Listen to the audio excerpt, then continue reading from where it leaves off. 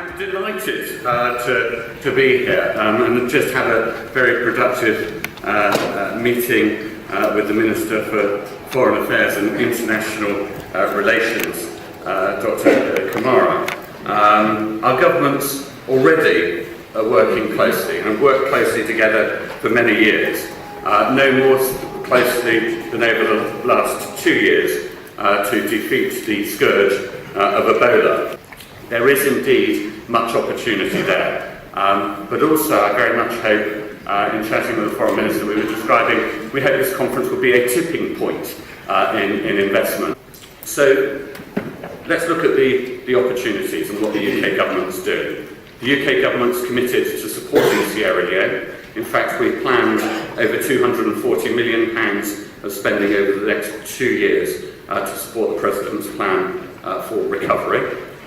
This plan is part of a wider picture of trying to promote trade, investment and prosperity across Africa. I'm very pleased that Guy Warrington, who has been managing my relationship with businesses across Africa, is going to be coming in to lead the UK government in Freetown. I think that is a great coup for Sierra Leone to have attracted a candidate with such experience, particularly of this area of business. We've also created a prosperity fund across Africa of £1.3 billion.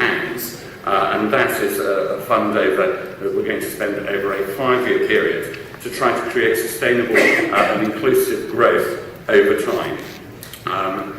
A significant part of that 1.3 billion will be spent across Africa. We also have our commitment to spend 0.7% of our gross national income on international development. And I'm working very closely with Justine Green, who I think has been to Sierra Leone either 4 or 5 times in the last 2 or 3 years. And working very closely with Justine, who's in the Cabinet working on our international development portfolio, but also Nick Hurd, who's working with Justine on development issues very closely. But it's not all about aid. Aid ultimately won't put Sierra Leone where we want to put it. It's about business. Which is why we are here for this conference. There are a number of areas of opportunity: health, education, infrastructure, energy, water, and particularly all of these things are crucial around private sector development. It is immensely encouraging to see that the President and his ministers have also included governance as part of the recovery plan. This will really grip some of the challenges around procurement, payroll, and also corruption issues. We're working in partnership with Sierra Leone to encourage the business environment more generally. Some UK companies, such as Standard Chartered Bank, are already there, alongside Herbert Smith, Freehills, Prudential, all of which helped during the Ebola crisis and are part of a long-term recovery. Sierra Leone is a country rich in mineral deposits. It has huge potential in terms of renewable energy, and in particular hydroelectric energy, of which I've heard a little of already this morning. Also, Sierra Leone was one of the first countries on the continent to sign up to the International Development Department's energy campaign, which promotes access to solar energy, which is now much cheaper and more accessible and more reliable in terms of battery power and battery cost, and it's a good source of electricity in some of the harder to reach places. It's also a key strategic shipping location across the Atlantic seaboard in West Africa, and indeed has one of the largest natural harbours in the world. It has millions of hectares of forests and fertile agricultural land and abundant fish stocks. It's also well placed across the continent with neighbouring countries. Consumer demand from emerging middle classes is growing, and that is a trend that is set to continue as Africa's population as a whole is forecast to double by 2050. So in conclusion, I promise you that the UK government is fully behind trade and investment as part of reconstruction and prosperity in Sierra Leone. I'm quite hard-nosed about these things. It's important that we do more business as a result of these events. I think we should be very proud about what we're doing in terms of generating more business, because business generates more taxation for the Sierra Leonean government, and that allows them to spend in a democratically accountable way money to rebuild their economy. There is huge potential for you after this conference, from mining to renewables, from management services to a number of other areas. We have strong ties with Sierra Leone. We have the familiarity of a long-term friendship. We have a shared language. We have companies that have long-standing relationships with Sierra Leone. And I remind you where I started. In 2013, when I was first in Sierra Leone, there was near double-digit growth. We are now back on that same course trajectory. Your decision is whether you want to be part of that growth or want to look back in another 3 years and wish you'd made an investment today. Thank you very much.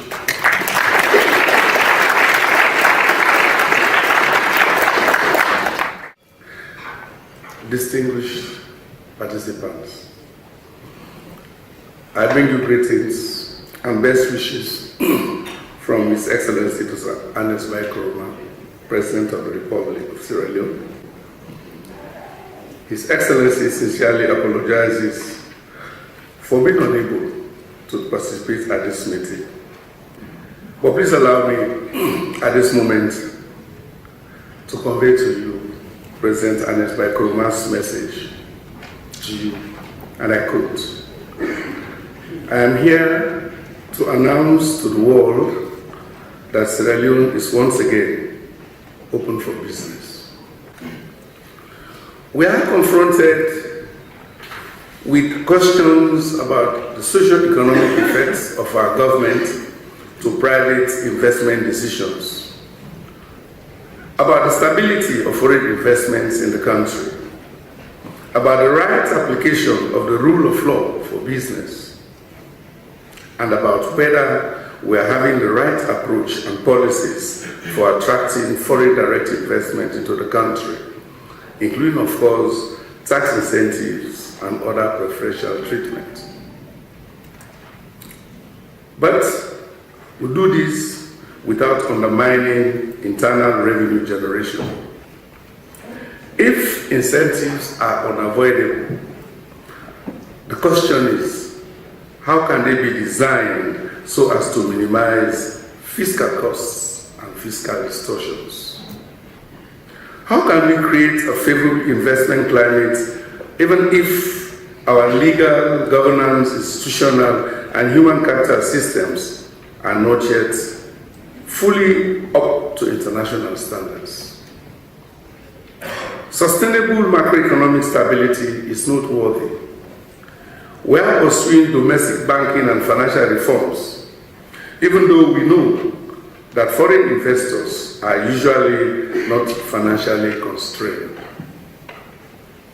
In sum, what are the most important early and sustainable prerequisites for you to make Sierra Leone your preferred investment destination? These are the type of questions that we are seeking to explore in this conference, drawing, of course, from the varied and very useful experiences of you participants here present this morning. We will give you, for a start, analytic and factual information of our current investment environment and its future perspectives. Overseas opportunities for profitable investment do beckon. Sierra Leone is endowed, as Sir James mentioned, with mineral wealth, forests, fresh water, fertile land, fish stocks, renewable energy, a strategic maritime location, and potential offshore oil reserves off the West African coastline, coupled with abundant labor at relatively low cost, but not as skilled as we have it here. Sierra Leone offers a gateway for private businesses to either invest alone or in public-private partnerships in priority areas such as electrification, ports, airports, and toll road concessions. High and subways, railways, mass social housing, water treatment plants, and irrigation, as well as information and communication technologies. The country has three major mining zones: iron ore in Tonkolili and Kotloko in the north, diamonds in Kono and Kenema in the east, and rutile and bauxite in Bonf and Moyamba in the south. Preliminary explorations also show that every region and district in Sierra Leone is rich in minerals and agriculture. We welcome your participation in our mineral and agricultural sectors. Sierra Leone boasts of significant renewable energy resources, biomass, solar, wind, and hydropower.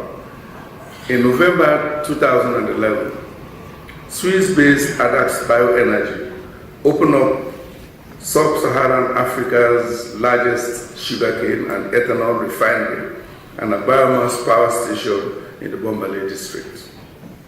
The facility, costing about $200 million, has installed capacity to produce about 30 megawatts of bioenergy, of which 15 megawatts is to be fed into the national grid, with the remainder used to run Adax Bioenergy's own equipment. About 1/5 of the 5.4 million hectares of farmland are used for crop growing. Sierra Leone is considered water abundant as it has 30,960 cubic meters of water per capita a year of renewable water resources, one of the highest in Africa. Sierra Leone is home to the third largest natural harbor in the world. The deep harbor in Freetown and its strategic location adjacent to European market shipping lanes has long made Sierra Leone a popular trading and refueling location. The government is devising an extended program to develop Freetown as a transshipment global trade hub by improving the management and renovation of the port. This will create demand for port services equipment, management expertise, and rehabilitation engineering. On port services, recent expansion activity and plans by reputable international logistics company, Bolloré Group, make the Freetown port ready to be used as a hub for the West African hinterland and opens up a new source of economic growth. Sierra Leone boasts a diverse landscape of mountains, lush vegetation, and beaches on a calm ocean which provide ecotourism potential. Few countries in the world have beaches that are more beautiful than the beaches of Sierra Leone. Few countries could boast of a friendlier people or a religiously tolerant society. Our country is just about 6 hours away from Europe. It is summer and great sunshine in Sierra Leone between November and April, when it is serious, cold, biting winter here in Europe. We are open for investment in hotels, in tours, and other leisure gateways. Today, I see the private sector representatives, business leaders, small and medium-time enterprises from the United Kingdom and beyond, and government officials as well. This is a testament to your interest in what is an offer in Sierra Leone. Read the investor's guide that we have distributed. Visit the country. See for yourself the great opportunities. Of course, there are no opportunities without challenges. We do have challenges in Sierra Leone, but we are dedicated to building partnerships to surmount these challenges. We are committed to transforming the potentials to productive capital on the ground, to greater jobs in the private sector and profits for entrepreneurs. We applaud the DMA for your partnership in organizing this forum. We greatly value the support of our Smith Freedoms. We are grateful for the support we are receiving from the Honorable James Dorbridge, MP, UK Minister for Africa, Sir Henry Billingham, UK High Commissioner in Sierra Leone. We do appreciate the presence of many of you, businesses and organizations, this morning. Great opportunities beckon in Sierra Leone.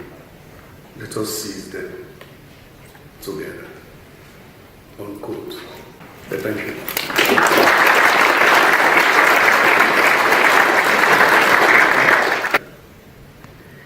I'm delighted to be here to speak in the name of Cadre Desiree Ouedraogo of ECOWAS and participate at this unique global business forum which is taking place here in London, the United Kingdom, with special focus on Guinea and Sierra Leone.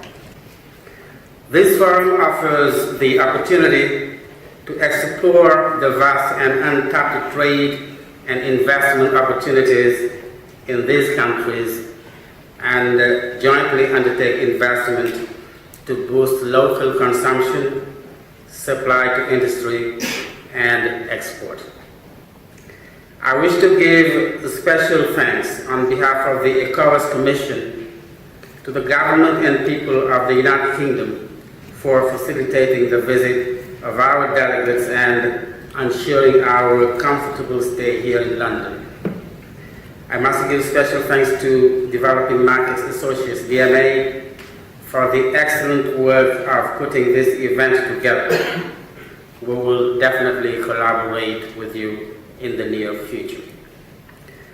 I appreciate the African Diplomatic Corps, co-organizers and supporting organizations, especially the organized private sector of the UK, for believing in the efficacy of this forum as a strategy to confront the challenges that beset these two countries in the past to unlock their potentials.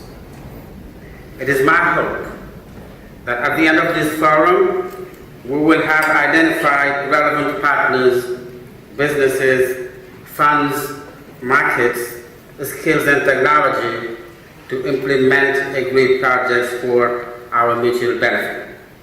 Collectively speaking, the 15 countries of ECOWAS, with a population of nearly 300 million people, are richly endowed with the following. 1. Very skilled and enterprising citizens, which is the most important thing. 2. A vibrant private sector with many of the companies officially listed and traded on the stock market inside and outside of the ECOWAS zone. 3. Several high net worth financial institutions such as commercial banks, insurance companies, etc., with many in the process of extending their global reach to participate as worthy partners in the forces of globalization. 4. A rich endowment of mineral resources. 5. A rich endowment of fisheries resources in the ocean and inland waters. 6. A very rich endowment of forest resources that can support a vibrant construction of pharmaceutical industry. 7. An endowment of fertile land for agro-industries and cultivation of varieties of crops. 8. Tourism potentials. 9. Excellent climatic conditions that can also support alternative energy, etc. The ECOWAS expectations are as follows: to fully harness these resources and achieve the global and rapid and sustainable transformation of the economies of the ECOWAS zone and economic integration, especially in Guinea and Sierra Leone. We need, one, long-term and low-cost capital and technology to first develop and interconnect the major public infrastructure, roads, power generation and transmission, railways, ports and harbors, telecommunications, etc., in order to provide easy access and promote economic integration. Then boost the production and the processing of agricultural commodities, develop medicines, pharmacology, and manufacturing. 2. Market access, preferably under a zero-tariff regime for exports, and last, technology transfers and relevant skills development to sustain and build on achieved gains. I'm happy to note the progress made so far in the recovery efforts in these countries with support from partners, and I look forward to upscaling current and past successes with the outcome in this forum.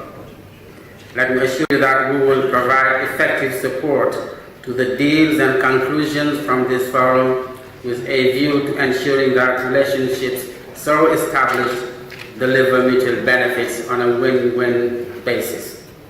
Your Excellencies, captains of industry, professionals, and dear guests, let me conclude by wishing us a very fruitful deliberation and successful trade and investment forum. I thank you all for your attention.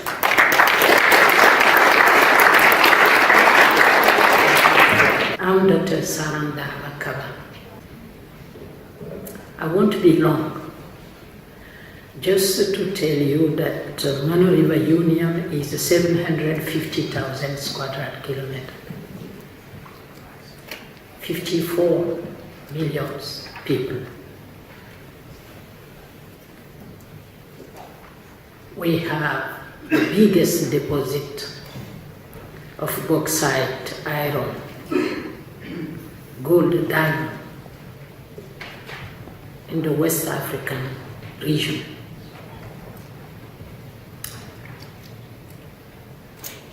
We have 25% of the world forest ecosystem. 2,040 kilometer coastline on the Atlantic Ocean. We have 7 international rivers originating from this area, including Niger. We have mountains, the highest mountain of West Africa. In fact, MRU region is regulating the climate in West Africa.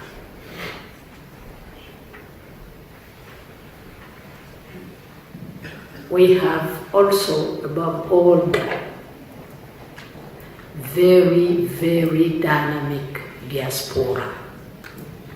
And I would add to that that they are our best asset. But talking about business in Sierra Leone is not only talking about the 4 countries, the member state of MRU. It is about making business in 9 countries out of the 15 of ECOWAS. But Sierra Leone is unique in the sense that they have been since more than 2 centuries, and I'm old enough to say that because when I was young, in my country, Guinea, you were scored to be a good business when you have done business in Sierra Leone. So, I'm proud today to lead an organization working really to develop this area. Ebola, everything has been done about Ebola. But what was not said enough, from my opinion, is that we have learned lessons. We know that partnering to have strong business, profitable businesses, with reliable persons is the best, let us say, anti-Ebola in the region. Because Ebola and other diseases are rooted in poverty. And that is why we are here to say that we have learned lessons, we have harmonized our legal and regulatory frameworks in the Manu River Union. Conakry, the capital city of Guinea, is 15 minutes flight from Freetown, 45 minutes to Monrovia in Liberia, and 1 hour 20 minutes to Abidjan in Côte d'Ivoire. So I think that you can't have any other place where you can find beautiful beaches, and I'm proud to say that we have the most beautiful beaches in Africa, in Sierra Leone. But you have beaches, you have mountains, you have forests in the same place, so you can enjoy. If you are environment friendly, okay, you have forests just at your door. What is also interesting in Sierra Leone, and His Excellency Minister Samrat said it before, the potential in agriculture is huge. We are growing palm tree, coffee, sweet potatoes, cola nuts, and I would say that in my region, you can't get married if you don't present cola nuts. That show how important this crop is for more than 100 million West Africans who belong to that culture and civilization. We have now, in the Manu River Union, started really to partner with private sector, because we believe, and President Koroma said it better than I can do, that private sector is the engine for the development of the sub-region.